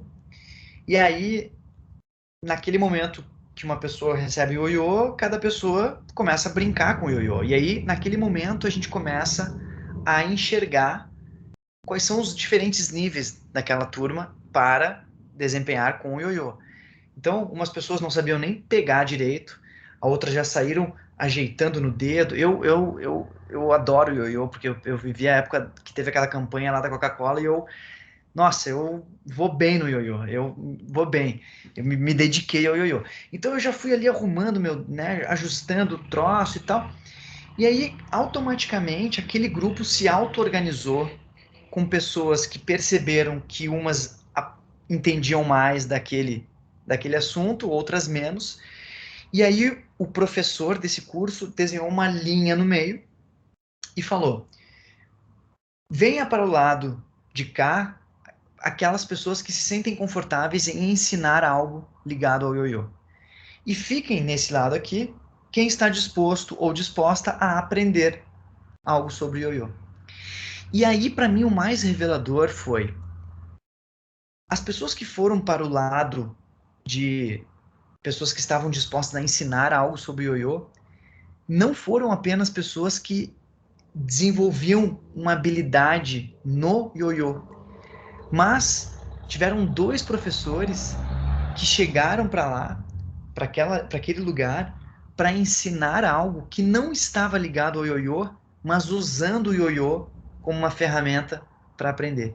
E aquilo eu achei assim, pá, isso é empreender, né? Porque é a gente pegar algo que todo mundo está vendo e ao invés de a gente fazer o que todo mundo espera, que é performar no ioiô, usa-se aquele objeto como um trampolim, como uma possibilidade, como um meio de melhorar a sua performance em algo a mais, né? Ou criar uma metáfora, ou usar aquilo. Então aquilo para mim foi muito revelador, assim, porque eu naquele momento me coloquei naquele lado para ensinar a técnica do ioiô, né? Eu fiquei tão focado naquilo e talvez porque eu tava me sentindo confortável em performar. Mas as pessoas ali que não performavam com o ioiô, mas estavam predispostas a fazer algo com o ioiô e ensinar algo com ele, não necessariamente sendo usar o ioiô, foram para aquele lado e ensinaram coisas muito legais. Então, mais uma vez, né, Val, pegando aqui o que a gente tem batido na tecla, é uma postura, né? E a educação empreendedora também tá nesse lugar, né? É menos o que e mais o como, né? O como eu vou fazer para que as pessoas, a partir daquilo, aprendam o que eu quero que elas aprendam. Sensacional. A Luciana fala: "Fantástica a história do ioiô". Adorei. Ai, vamos lá, tem algumas perguntas, mas eu, tenho uma aqui específica que acho que é bem legal fazer essa reflexão de, pensando aí, né, no objetivo da educação empreendedora no processo de formação, quanto isso é importante. Como é que você vê, assim, a educação empreendedora nesse processo de formação? Acho que tanto para os professores, né, que têm contato, como para quem também, recebe esses tipos de formação. O que que você acha, Jean? É Quando importante, é se diz impactante? formação, quando se diz formação, você se refere ao que especificamente? Formação docente Ah, tá. para os professores e também para quem recebe, né, para o aluno que está lá na ponta. Então, eu acho assim, a gente precisa mudar, né? Acho que a gente concorda que a gente precisa mudar a forma de ensinar e a forma de aprender, né? Me parece que ou eu estou inserido numa bolha enorme, porque eu tento conversar com pessoas das mais diversas áreas, das mais diversas culturas, das mais diversas posições sociais, raciais, ou ainda assim a minha bolha é muito grande, mas eu não me lembro de ter encontrado uma pessoa que eu estivesse conversando a respeito de educação e ela tivesse dito assim, não, para mim tá tudo certo. Para mim tá tudo, para mim tem que continuar assim, né? Então, mais uma vez, né, se a gente enxerga empreender como fazer algo, e esse fazer algo, leia-se fazer algo que ainda ninguém fez, ou fazer algo diferente, ou fazer algo a partir de uma forma não usual, isso é fundamental, né? Porque, porque pegando aquela frase clássica lá de Einstein, né? Insanidade é a gente esperar resultados diferentes fazendo tudo sempre igual. E basicamente, o que a educação tradicional vem fazendo é uma insanidade, porque ela não vem mudando nada. E pelo contrário, ela vem fechando as portas para quem quer mudar. Então, eu acho que a gente precisa começar esse movimento a partir de micro-revoluções. Eu não consigo mudar ainda a ementa do curso XYZ, eu como professor, mas eu posso mudar a forma como eu dou minha aula. Mas eu posso, dentro da minha aula, criar mecanismos que ajudem os meus alunos a entenderem que eles precisam se mexer, que postura voltada para a ação é um drive cultural, que o espaço de aprendizagem não se limita àquela sala de aula, que ele vai ter que correr atrás. E que bom que ele tem essa possibilidade, porque ele tem acesso, se ele tiver acesso, é óbvio. Então, eu acho que a gente desvalorizar a educação empreendedora hoje é o mesmo de a gente estar atestando que a educação ela está no caminho certo. Por quê? Porque a gente não está se colocando no lugar de quem está disposto ou disposta a fazer algo. E fazer algo significa movimentar alguma coisa. Movimentar alguma coisa que esteja no seu alcance. Pode ser os exemplos que você usa em aula, pode ser os links que você manda para o seu aluno, pode ser os livros que você entrega, pode ser os podcasts que você sugere que ele ouça, pode ser mil coisas. Mas isso é a gente valorizar algo que é entender um cenário e achar que esse cenário pode melhorar. Ele sempre pode melhorar. Tudo sempre pode melhorar. O nosso modelo educacional, então, ele precisa melhorar. A forma como a gente lida com a aprendizagem precisa mudar. E a gente precisa, para isso, fazer algum tipo de mudança. Pode ser uma mudança pequena, que vire uma mudança maior. Mas o que a gente não pode é simplesmente aceitar que vai ser assim, porque sempre foi. Os inconformados, né, Jean? Eu acho que quem está principalmente à frente da sala de aula ou está conectado aí com a educação, traz isso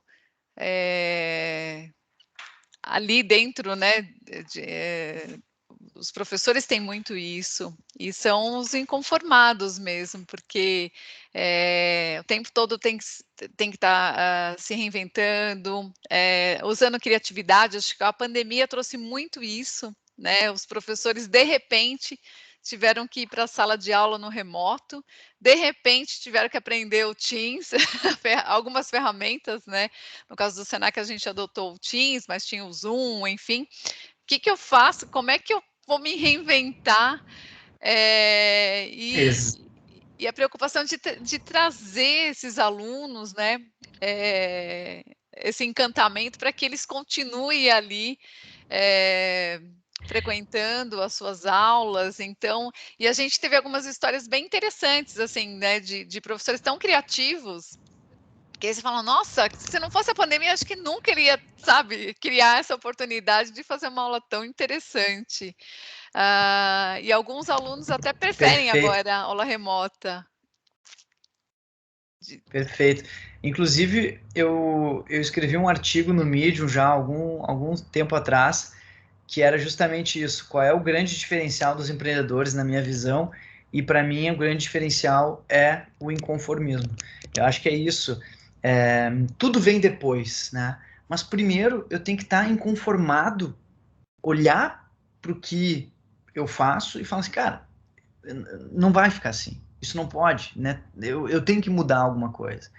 E aí, isso vem do primeiro passo, mas depois o inconformado é aquele que está ali constantemente, diariamente, sabendo que vai ter que dar o máximo de si, que as coisas vão dar errado, que ele vai ter que levantar, cair de novo, cair, levantar. Então, eu achei interessante que você tenha usado essa palavra, porque para mim foi muito isso, assim, foi um insight de que, antes de tudo, antes de paixão, antes de tudo, com o que você está inconformado ou inconformada? Comece por aí, identifique isso. Depois, veja se isso se encaixa na sua vida, veja se você performa bem naquilo e pode ser um caminho para você desenvolver. Legal, muito bom. Jean, tem uma questão aqui. Uma reflexão, né? Como incentivar uma educação empreendedora na educação e qual é o maior desafio? Desculpa, pode ler de novo, Val, porque falhou bem no início. Tá. Como incentivar uma educação empreendedora e qual o maior desafio? É possível incentivar Bom, isso? eu acho que como incentivar, a gente acabou falando aqui, né, bastante de criar espaços e mecanismos para que as pessoas, os alunos façam, né, experimentem, né, prototipem, né? Acho que isso é fundamental, né? Não deixar para que as pessoas saiam dos cursos e entrem no mercado de trabalho para tentar pela primeira vez, isso é fundamental.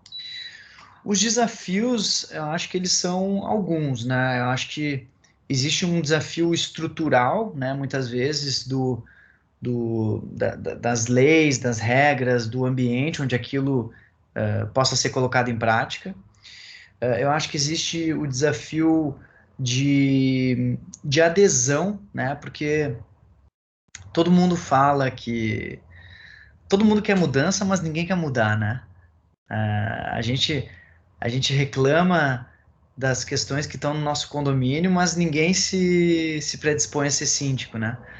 Ou a ser do conselho para de fato resolver as coisas, né? Então, existe uma postura inconsciente muito omissa, né? De todos nós. Eu não estou me abstendo dessa forma de ver, né? Por isso que o Vai Lá e Faz ele é tão poderoso, porque muitas coisas a gente precisa colocar o chapéu e falar, cara, eu vou tentar resolver esse troço, né? Como é que eu faço para fazer essa transformação? Então, eu acho que a provocação saudável, ela é uma forma de fazer isso, né? Porque muitas vezes a gente, no papel de professor, por exemplo, no curso de empreendedorismo criativo, tinha uma aula minha onde era aula de sábado. E aí eu não aparecia na aula, era 9 da manhã, estavam lá 35, 40, 50 alunos e alunas esperando eu chegar. E aí eu só dava um play no vídeo e eu aparecia no telão dizendo: Olá, gente, tudo bem? Bom, essa aula de hoje é diferente. Essa aula de hoje vocês têm o desafio de, em 8 horas, criar a empresa de vocês, e aí vocês vão criar um nome, tem que ter uma proposta de valor, vocês vão se dividir em grupos de 4 pessoas, você tem que ter um produto, e no final do dia você tem que trazer aqui o resultado dessa empresa de vocês. Então, eu não ia para a aula dar esse recado de propósito, para evitar que as pessoas que fossem mais acomodadas e aquelas que, eu não acredito já, pô, é sério mesmo que eu tenho que fazer isso, para que elas não tivessem com quem reclamar, porque eu estava lá no vídeo. E elas olhavam para o lado e, claro, dentro de uma turma, tem um monte de gente que fica animado e animada com esse desafio, tem aqueles que mais ou menos e aqueles que não gostam.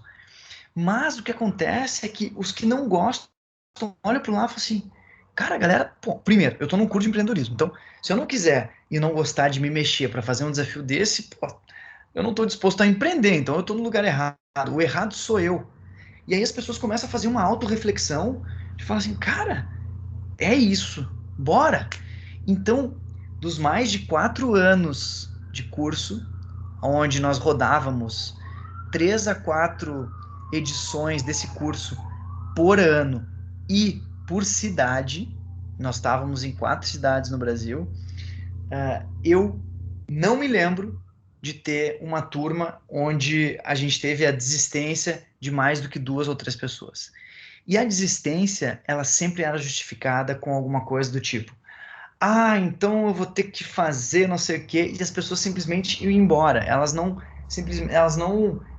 acompanhavam o processo meio que fazendo corpo mole. Elas simplesmente entendiam que aquilo não era para elas.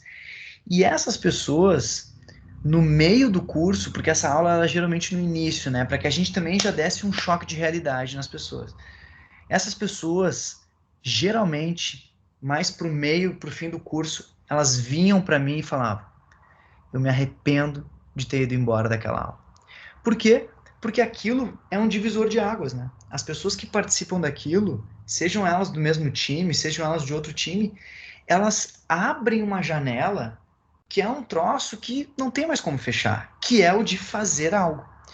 Então, eu acho que tem esse desafio de criar provocações ao ponto que as pessoas se sintam no lugar onde elas percebam que ou elas têm que se mexer para empreender, ou nada vai cair no colo delas. Então, eu acho que tem esses desafios aí que você vai enfrentar, mas que também, se não tivesse, aí também não teria graça. Eu acho que isso que tá o pulo do gato, né, Jean?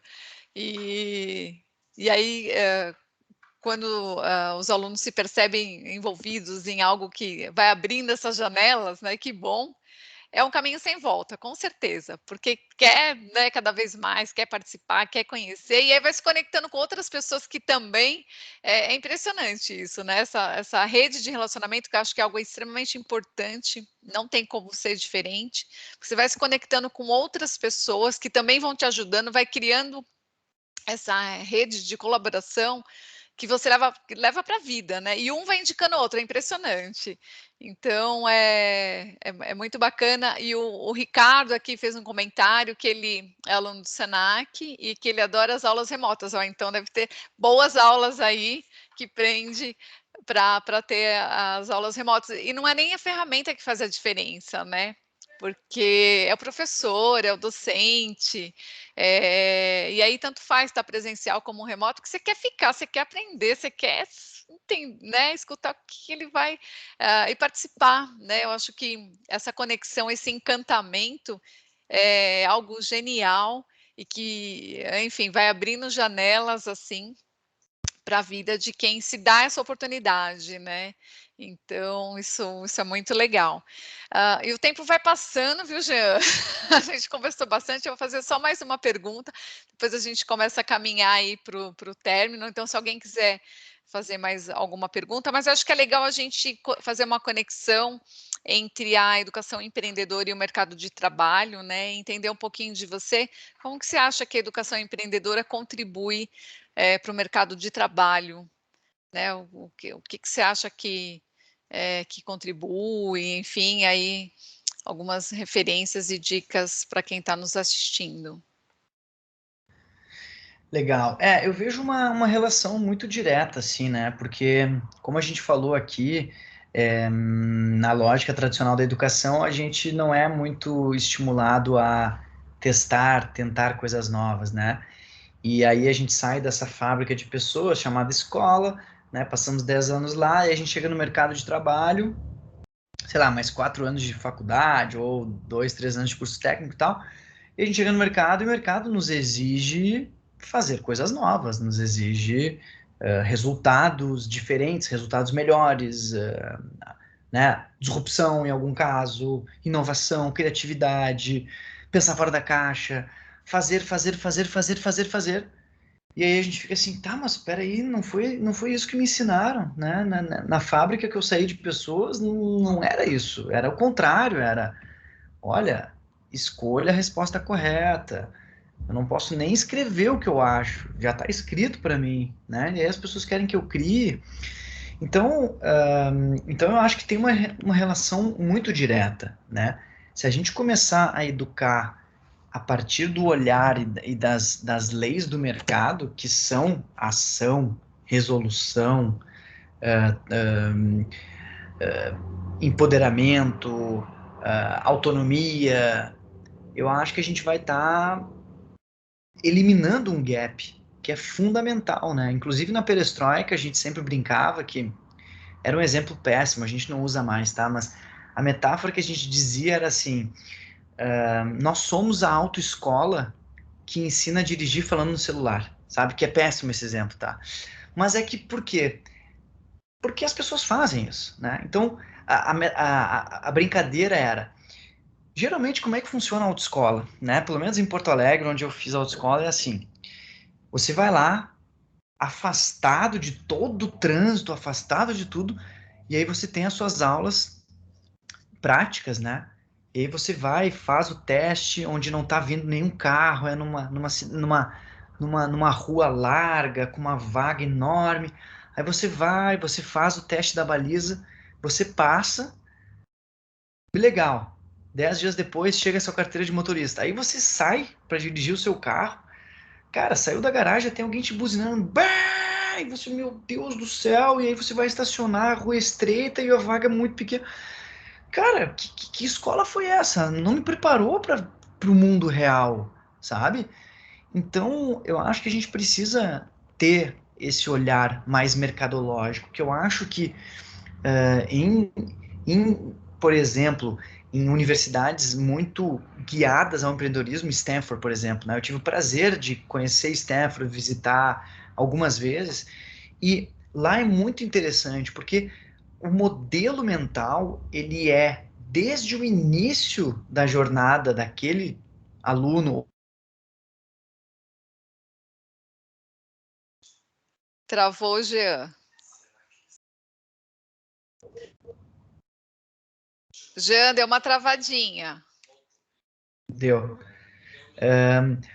Então, eu estava falando de Stanford, né? Assim como é a Chaos Pilot, que é essa universidade, assim como é a Hyper Island. Então, essas instituições que já têm um olhar contemporâneo, elas olham para isso e falam assim: não existe nada menos alinhado com o mercado do que uma educação empreendedora.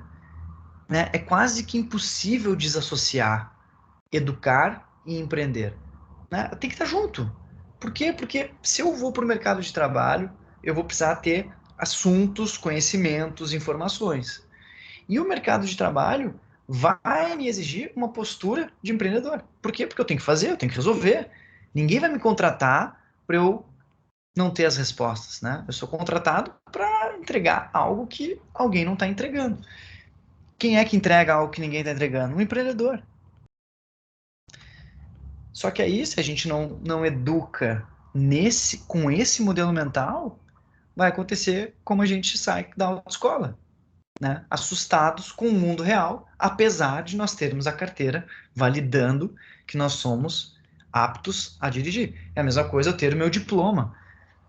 Cara, meu diploma na parede, por isso que a gente não se importa com qual curso, com a lógica do diploma, porque a pessoa pode ter vindo de um estágio num restaurante em, sei lá, Ibiraquera, e essa pessoa está muito disposta a fazer, muito disposta a aprender, muito disposta a colocar em prática e a testar e a experimentar. Cara, é isso.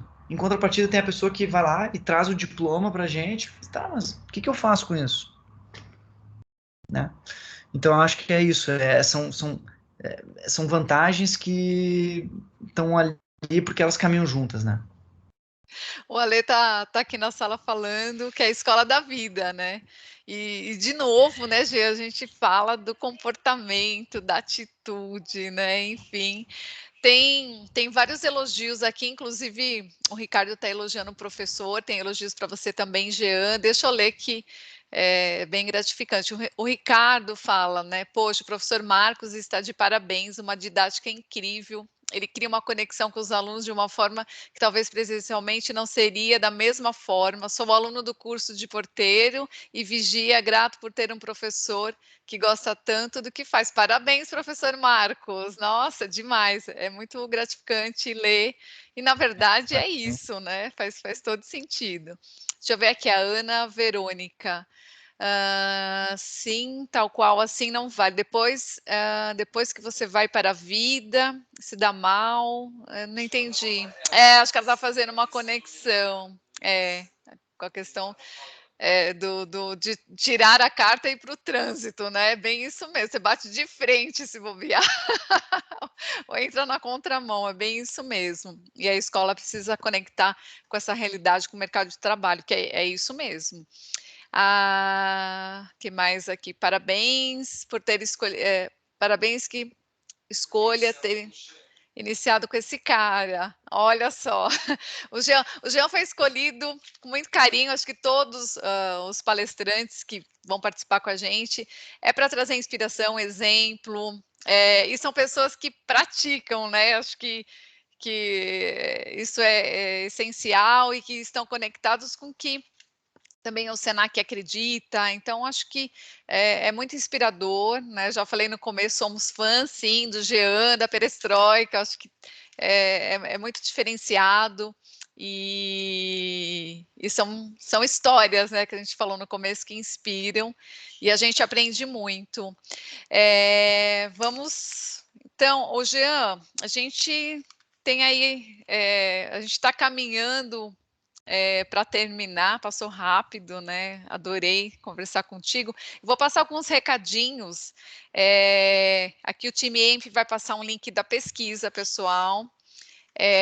Por favor, nos ajude, preencha, porque é um feedback importante para a gente ir melhorando.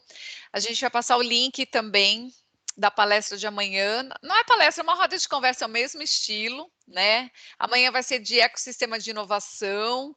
Então, vem o Marcelo Nakagawa conversar com a gente, e a Amanda, também aí do Hub de inovação, para trazer um pouquinho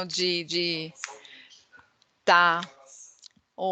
A Camila colocou aí o link da pesquisa, que a gente pede para vocês preencherem, e também o link de amanhã. Jean, a gente está terminando. A gente no começo falou, nossa, mas acho que é muito tempo, mas não é. Acho que tem muita coisa, acho que se deixar a gente fala aí mais um tempão. É muita inspiração, é muito conteúdo. São experiências, né? Acho que acaba sendo uma troca para quem está assistindo bem legal. Eu vou pedir, Jean, se você quiser deixar dicas, alguma referência, quiser fazer propaganda da sua rede, enfim, fique super à vontade, que acho que de repente, para quem está assistindo, de repente, sei lá, algum link, algo que você acha que é legal para quem está querendo empreender, quem quer saber mais de educação empreendedora, os professores aqui presentes também é bem legal. Então, vamos para os finalmente, aí terminando. Bora. Tá, e se você puder deixar dicas, Claro. contato, fique super à vontade. Claro. Bom, primeiro, obrigado, foi um prazer, passou rápido mesmo, foi super legal o papo. Queria deixar um convite para as pessoas que estão aí, né, muito nesse foco de empreender, de se movimentar. Eu faço um desafio no Instagram, já está na 7ª edição do desafio. O desafio chama-se Malhando o Cérebro. Então, o que é isso? São 12 dias onde uma vez eu passo um desafio por dia durante 12 dias para que as pessoas façam coisas ligadas à criatividade, inovação, postura voltada para a ação, para que elas de fato se tornem pessoas mais criativas. Então, para participar é muito simples. Tem que me mandar uma mensagem, tem que estar me seguindo para eu conseguir jogar depois vocês para o Close Friends, mas tem que me mandar uma mensagem no inbox dizendo: quero malhar o cérebro. E o meu Instagram é @JeanRosier. Então, se vocês conseguirem escrever no chat aí. Camilinha aí já está colocando aqui.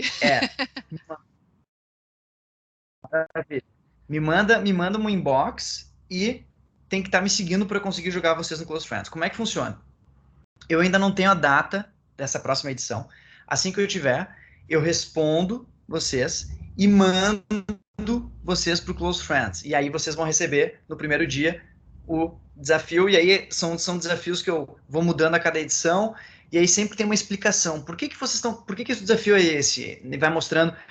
Eu acabei não falando isso, mas eu estou me formando em neurociência, então eu tenho muito essa questão da neurociência, de como isso se aplica ao nosso processo de criatividade, questões assim. Então, para quem quiser participar, fica aí o convite. Eu ainda não sei quando vai ser, tá? Me cobrem, mas eu ainda não sei quando vai ser. Mas quando eu tiver a data, eu respondo e aviso vocês. Dicas. Minha dica, ela não é específica, porque eu falei, não é sobre a gente aceitar as diferenças, é sobre a gente celebrar as diferenças. Minha dica é: fure sua bolha. Fure sua bolha pare de ler os livros dos mesmos assuntos que você lê. Comece a ler um livro sobre um outro assunto. Pergunte para sua melhor amiga ou para o seu melhor amigo qual foi o livro que ele mais gostou. E leia esse livro. Ah, Jean, mas por quê? E se não tiver nada a ver? Se não tiver nada a ver, você vai ler e vai perceber que não tem nada a ver. Mas fure a sua bolha.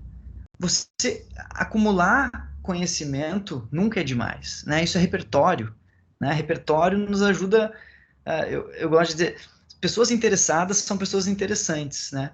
Então a gente tem que estar interessado em coisas diferentes, né? A Val falou de curiosidade, eu acredito muito nisso. Então, fure a bolha de vocês, né?